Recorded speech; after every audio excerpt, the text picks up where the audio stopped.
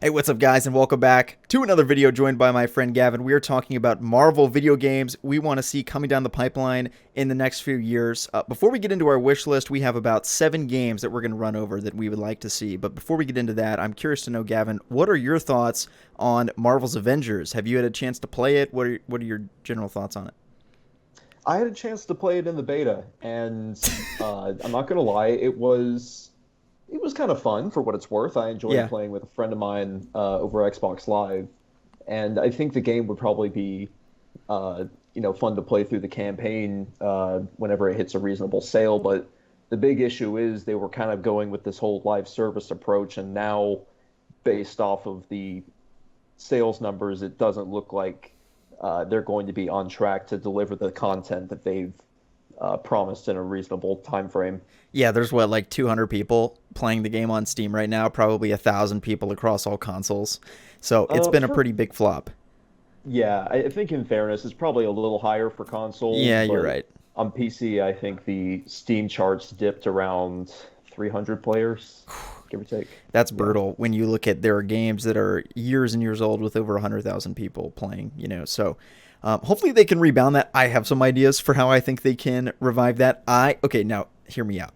1v64, one person spawns in as Thanos versus 64 Avengers. But Thanos is controlled by a human, and he's just like Jesus. He's like laser beaming people. He's borderline invincible. And then all 64 of the Avengers have to take out the one player. Think of it like I have a bridge to sell you called Fortnite. exactly. I was about to say it's literally like Fortnite, but better. Better, you see. The Yeah. other thing I thought was like a heroes versus villains mode, similar to Star Wars Battlefront. I thought that could also be fun if you throw some villains in the game and you actually fight against some other people. The main problem with the game is that you're just fighting robots endlessly over and over and over again, and it gets exhausting pretty quickly, at least for me. Yeah, I was a little disappointed because I remember seeing the trailers and I was thinking, okay, so we've got AIM, like they're the primary enemy, but it also seems like maybe, Taskmaster has his like mercenaries or whatever, and they can be another enemy faction. Cap's in the game, obviously. Is there any chance we could, maybe even get some flashback missions where you're fighting Hydra agents and stuff like that? Right. And no, it's just AIM. It's just robots. Just robots, yeah. It's pretty underwhelming. Okay, so let's get into the first game that we would like to see going into the next several years here. Obviously, none of these games that we know of. I'm just looking at the list here. I don't think any of these are in development, at least once again that we know of. So the first game that I would really like to see is a Punisher video game. Obviously, the Punisher has really gone into the limelight with the Daredevil show and also the spin-off Punisher show. I was a Punisher fan before it was cool. I was reading the comics way back in the day when I was probably too young to be reading them, and I absolutely love the Punisher. He's one of my favorite Marvel heroes, and I think this game could work so well because the biggest problem with superhero video games is creating a design philosophy that works with how powerful the heroes are. The more powerful the hero is, the more difficult it is to make the game. That's just been proven throughout the 2+ decades of superhero video game development we've seen. Superman himself is a perfect case study for this. And Batman is also a perfect case study. It proves my point perfectly with both Batman, who's the easiest hero to make a video game for, and his video games were great, and Superman's games are all terrible. So the Punisher falls more into the Batman camp because it is more grounded in like a first-person shooter type of experience, and I would probably prefer it to be a third-person shooter.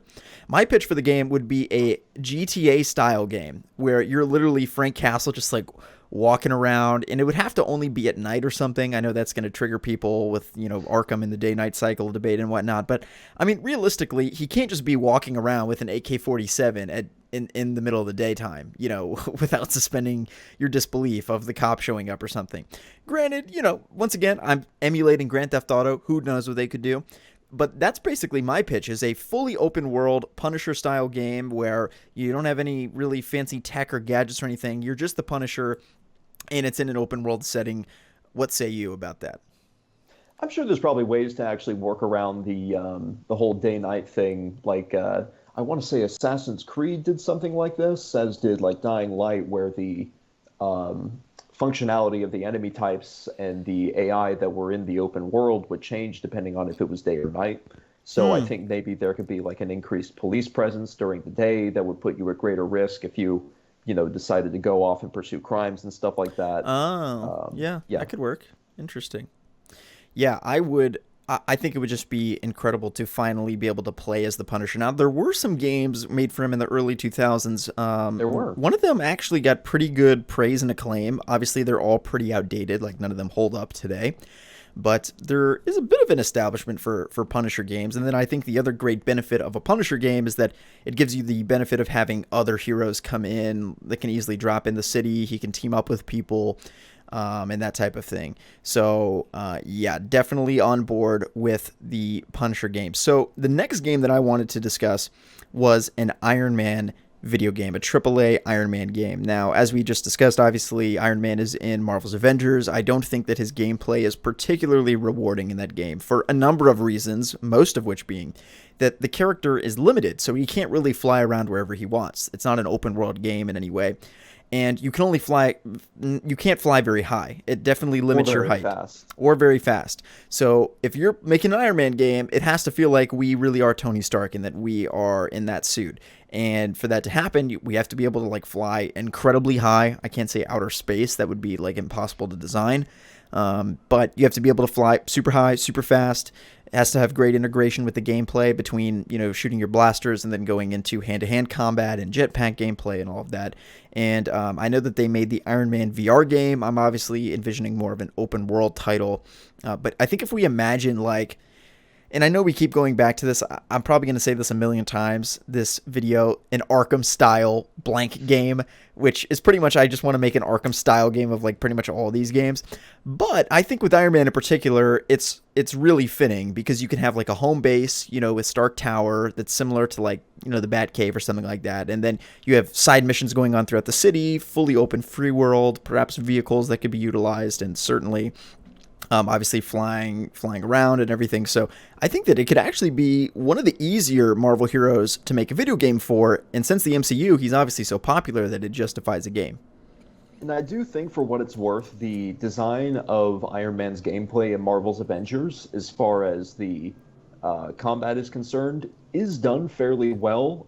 The issue is that he is neutered by the level design and the RPG mechanics of having enemies that are basically just damage sponges. So the big issue with Iron Man's gameplay in Marvel's Avengers is the fact that in some of the open world levels, the Warzone missions, for example, the one in New York, you can see what was formerly Avengers Tower, but you can only fly maybe about 4 stories in the air before just being hitting an invisible wall.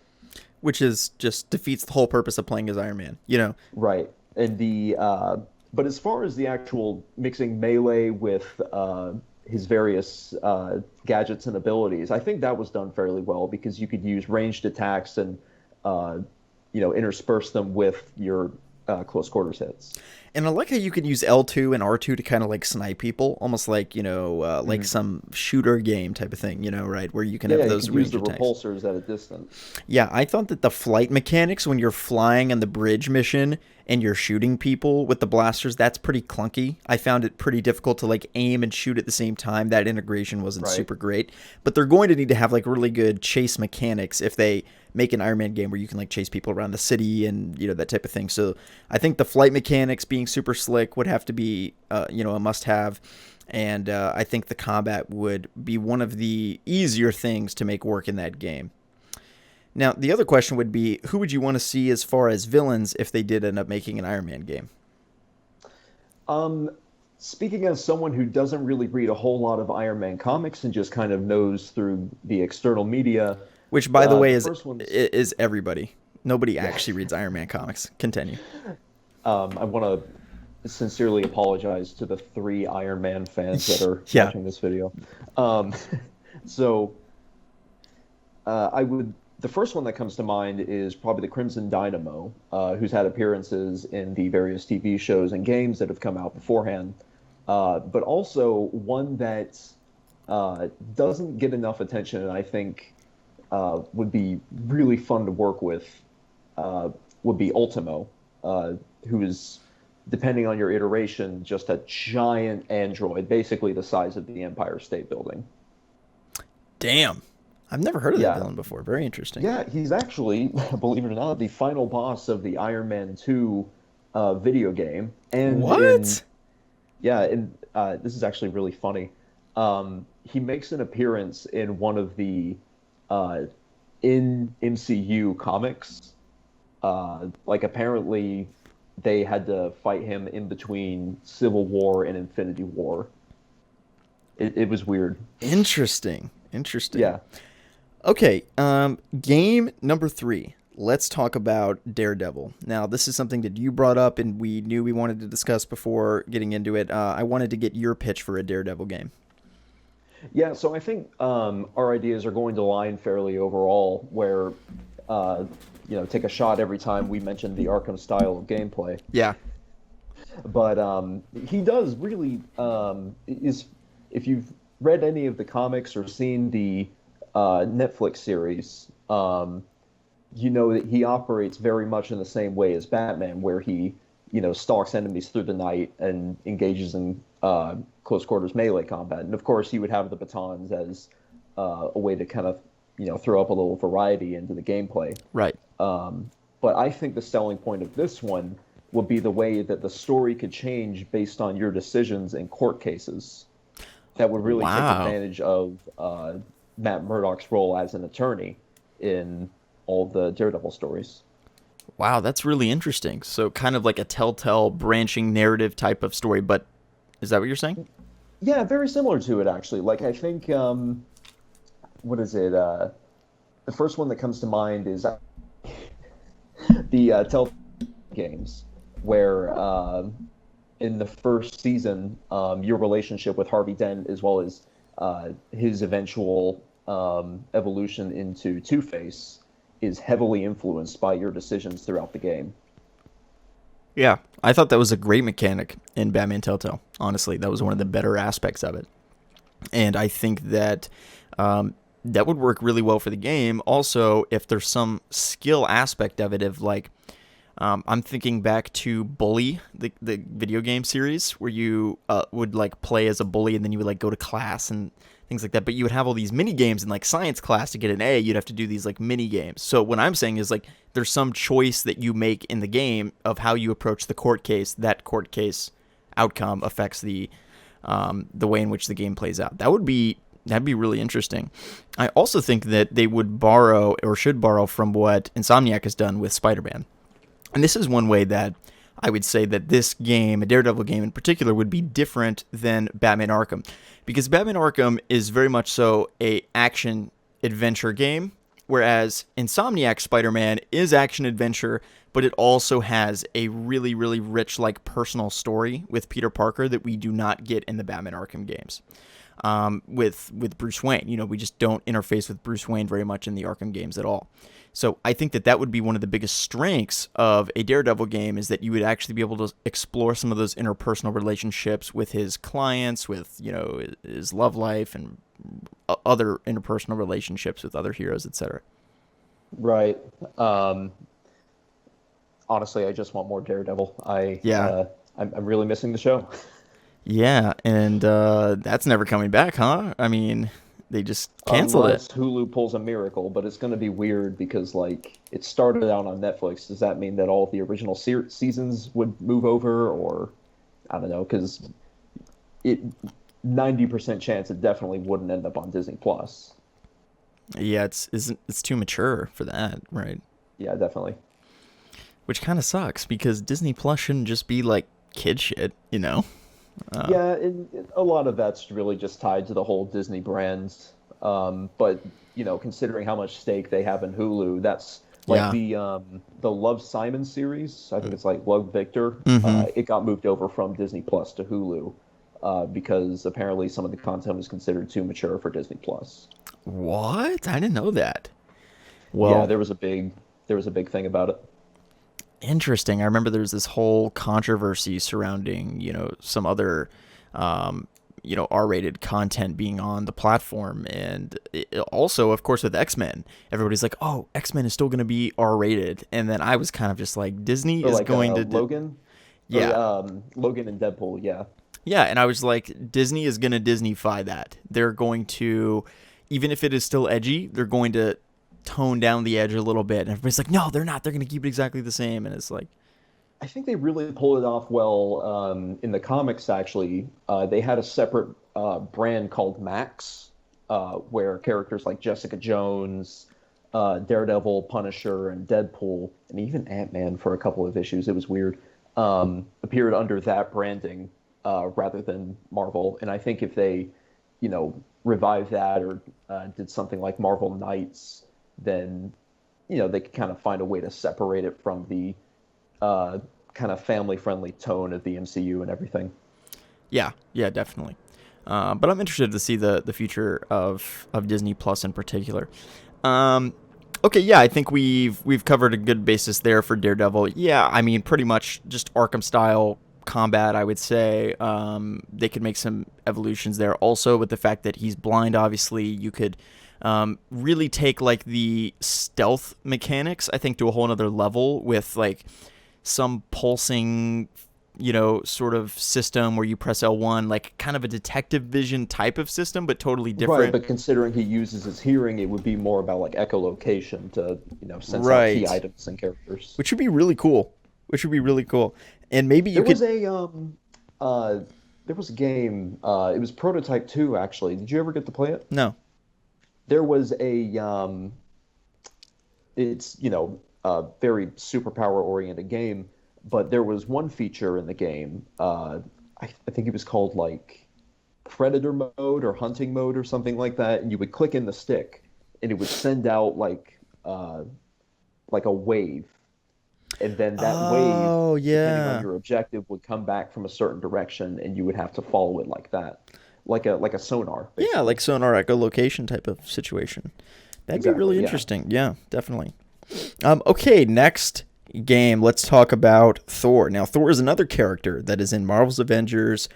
Pretty fun to play. I always really got a kick out of using the L2 R2 mechanic of throwing the hammer at people and just like knocking them unconscious. That's pretty fun. The So Almir was fun to use in the beta for the brief segment that I actually got to play as Thor. yeah, he's really fun. So what are your ideas for a pitch for a Thor game? So I'm largely thinking of this because I kind of want to move beyond the uh, usual, kind of more Arkhamy stuff that we've been looking at. And this idea really came to me because it would be super appropriate considering that uh, I recently played all the way through the new God of War game. Um, and the way that his Leviathan axe, Kratos' Leviathan axe, is designed in the game is pretty much identical to Mjolnir, and it just Really? makes me think, wow, I wish I had a Thor game like So you this. can call it back to So you?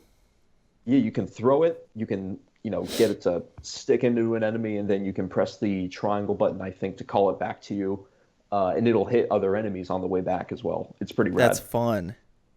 Yeah.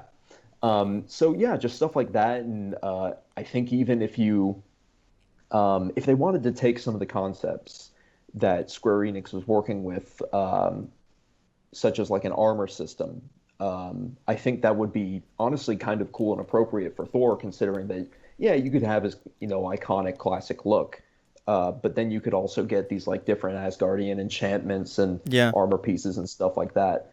And it would be a nice change of scenery as well for a Marvel game to not be set in New York for once. I mean, yeah, maybe you can have a level or two on Earth, but it would be really cool to just completely explore the Nine Realms in Marvel's version of Asgardian mythology. Yeah, that would be really cool. Another thing that I thought of would be interesting is if you could lead as Thor, kind of similar to the Daredevil situation that we discussed with like cases and everything that affecting the outcome of the game. What if you are like Thor and you are controlling an army, like an Asgardian army? Okay, and you could almost even have like an RTS, real time strategy game aspect. For those of you unaware, an RTS game is where you have a second person POV over the battlefield, so you're looking over all of your troops and controlling them. That could be almost like a fun mini game in a Thor Something like game. Halo Wars, for Hey, example. Halo Wars, exactly. So it could be some combination between like that and actually playing as Thor. But I think if you're playing as Thor, the great benefit of it is that you're escaping from like the video games that we've historically seen with superheroes, which are games set on Earth, right? Like with Thor, I am fine with it being on Earth, but I also think that it should really focus in large part on other planets because it enhances that level of like escapism, and I think we can become more immersed in a Thor story that takes place on Asgard or other planets than we can a story on Earth where we've already seen so many superhero video games and Iron Man, Daredevil, The Punisher, like all those games we discussed are going to take place solely on Earth. So I really like the idea with Thor of it taking place in other, galaxies and planets and dimensions even. Mm-hmm. So no, go ahead now. Oh, no, go ahead. Okay, let's now talk, speaking of entering into different dimensions, let's talk about Doctor Strange. Obviously, Doctor Strange had a really successful movie just a couple years ago. He's getting a sequel, which is coming out next year. Is that right? 2021? Or was that pushed back? At some point. Honestly, it's all up in the air at this point. That's a good point. It could just get delayed. So, what do you think in regards to a Doctor Strange game? I'm curious to know how the combat would work, first of all. I'm kind of thinking in Injustice 2, I don't know if you played as Dr. Fate. That could be kind of, similar in terms of the gameplay. I would also say that with regards to the story, there's a lot of different avenues you could go. And also the opportunity for like interdimensional travel that also would be really trippy because we've never seen that in a superhero video game.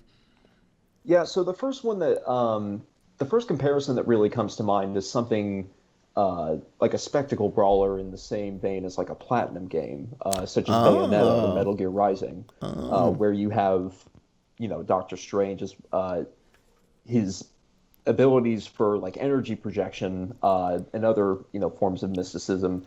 You could have wide AoE attacks and stuff like that, and just you use energy blasts, and you would have various like other sorcerers and demons, and I'm talking about like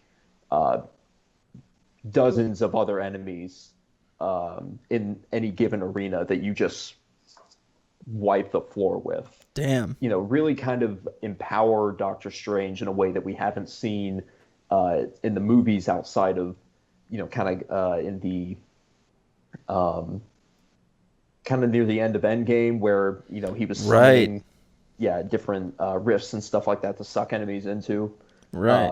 I think, doing that would be really cool. And it would also just be a nice change of pace to see a character that hasn't really gotten a whole lot of other attention in other media outside of the comics and some of the movies. Right. And this is kind of something that can apply to any of the games that we have mentioned or will mention. But I would also really like to see some changes in art direction for the ways that, they present these characters and worlds visually. Like, not everything that we've mentioned already has to be photorealistic.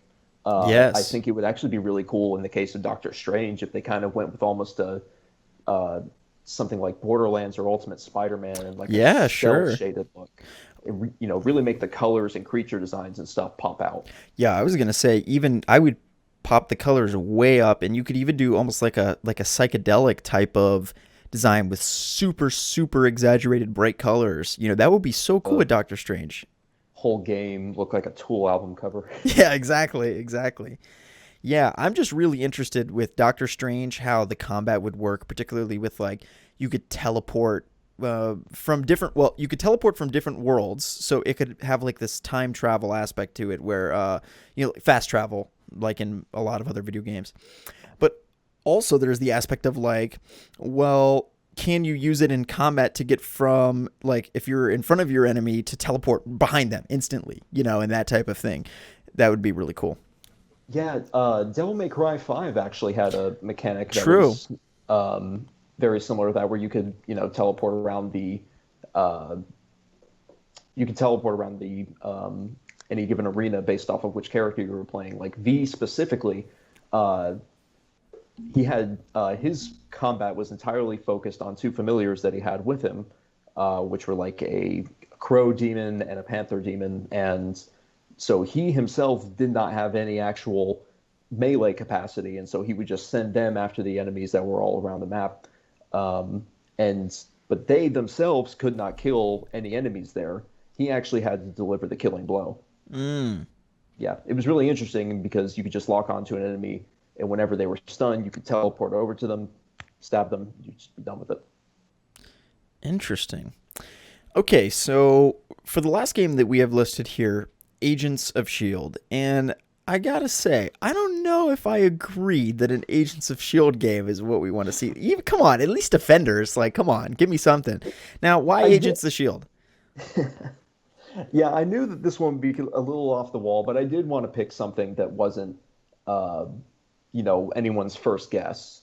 Like you said, Defenders, or even definitely an X-Men game. Like, I could definitely use a good Ooh, X-Men game. that would be fun. But for what it's worth, I do think that the espionage aspects of the Marvel universe that we see with characters like Hawkeye and Black Widow and just the Agents of S.H.I.E.L.D. as a whole could make a really interesting story, and it could have various cameos from these different characters. So what I'm primarily envisioning is something in the same vein as something almost like Metal Gear Solid, where it's very stealth and espionage, but it's also got very tight shooting mechanics, and it allows you to adapt your play style to however you feel best playing. And so you could have a single player campaign featuring appearances from Black Widow, Hawkeye, Maria Hill, and Nick Fury. And then you could also, if you wanted to have something like a multiplayer mode where you would have Shield agents versus Hydra agents.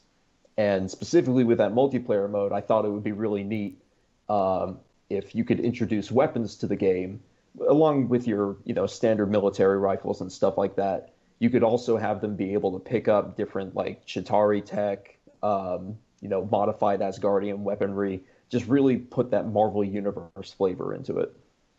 Yeah, that's really interesting. I do quite like that idea, and I think a common theme of what we're saying is that we want to see content that is different than what we've seen in the past. Like we've proven that a Spider-Man game can work, and we know how that formula works. But also reaching outside of like what we even perceive a superhero video game to be. Like I'm thinking of games that we wouldn't even consider, or types of games that we wouldn't even think could work with a superhero game. But the reality of it is they can work, and one day people will be able to make them work. But I think it's also just like thinking outside the box of what we understand superhero video games to be. The way in which the industry will evolve is by acknowledging that the best superhero video games that have ever been made haven't been made yet. Like they're going to be made in the future. As technology progresses, they'll also be much more able to portray like these vast and expansive worlds. If we're talking about Thor and Doctor Strange and these types of characters, it can be kind of tricky to portray those worlds in a photorealistic way, and they're going to be able to do that much more in the future as tech progresses and everything like that.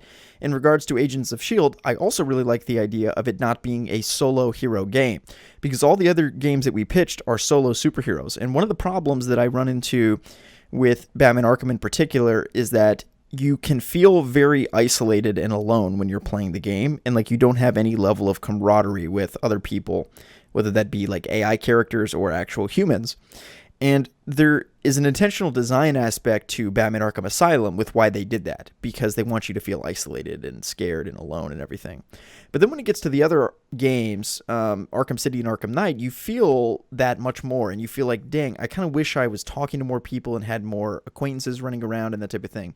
Now, this is something that Insomniac adjusted for perfectly with Spider-Man PS4, because they had the scenes with Aunt May, and they had the scenes with Miles and MJ, where you just like hanging out and getting dinner and talking. And I've played the first hour and a half of Spider-Man PS5. By the way, the game just came out yesterday if you guys are watching this in the future, so I promise. Miles Morales? Yeah, Miles Morales, and that game has incredible interpersonal moments as well.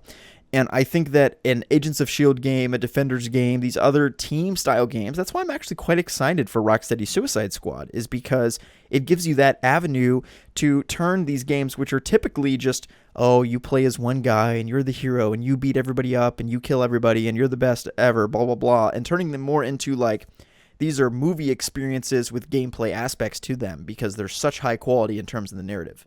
And that's something that you can really get out of an Agents of S.H.I.E.L.D. game. I still am leaning more towards Defenders in terms of what I would like to see. For sure. But Agents of S.H.I.E.L.D. would be pretty cool too, honestly. And X-Men would be fantastic. You would have to limit the amount of people you can play as, though, which is counterintuitive. Everybody's going to want to say, if you do an X-Men game, put, what about this character? What about this character? What about this character? And then by the end of it, you're going to have 1,000 characters. But part of the key is really simplifying it to 5 or 6 core characters with the story, so the story doesn't get over complicated, and then adding on other characters and DLC outside of the story. In fairness, the Avengers roster that we've seen in the movies has grown so large that going back down to 6 in the Marvel's Avengers game, you know, it did feel kind of small just compared to how many we saw on screen at the same time in something like Avengers Endgame. But for what it's worth, despite Marvel's Avengers shortcomings, one thing that it actually did do well is the fact that you can play as these characters, online with other people, and it feels like you are playing as a team. It might not always be in the best way, but it is definitely a step in the right direction, and I do hope that they don't abandon that model. I just really hope that in the event they decide to properly support the game, a la Destiny or No Man's Sky, they include, more support for co-op functionality, maybe even crossplay. I don't know. Well, more than ever now, games that are dead on arrival are being revived. Like you mentioned, you mentioned a few there. No Man's Sky is just one example. You could even talk about Sea of Thieves. You could talk about Rainbow Six Siege. These are games that were flops at launch and now have thriving player bases. Master Chief Collection as well. That released at the very beginning of the console generation, basically. And 6 years later, it's about to get another massive update. Is it really? Being delivered to... Yeah, so it originally came out with just the main 4 Halo games, and then later on they added ODST as a gift to players who dealt with the launch mishaps. And then I think just last year they added Halo Reach to celebrate its upcoming 10th anniversary. And then, since they've been adding the games to PC, they've been doing quality of life updates, even for the console version. So it's been great. Very interesting. All right, Gavin, thank you so much for joining. One more thing, actually. There's one game that we forgot to mention, and it's probably the most important of them all. Oh. Guardians of the Galaxy Kart Racing. Oh, that would be fun. So this is like a Mario Kart, but with Guardians of the Galaxy? Is that your pitch? Yeah, I actually jotted this down as a joke, but I kind of want it. Dude, that actually would be fun. I always thought, why is there no Mario Kart equivalent? Like, we have Forza, the super serious racing game, right? But why is there not like a Mario Kart on PlayStation? I'm thinking of PlayStation All-Stars whenever it was their response to Smash. But yeah, I think it Crash Team Racing. That's it. No, that doesn't count. It has to have Guardians of the Galaxy in it. If Star-Lord's not in it, doesn't count. Yeah. All right, Gavin, thanks for joining, man. Link your Twitter in the description below. Go check him out and follow. And thank you so much for joining. If you enjoyed this video, be sure to give it a thumbs up, subscribe to the channel, turn on the notification bell, leave a comment with what Marvel games you want to see in the comment section below. And we'll see you guys in the next video. Peace out. Peace out, guys.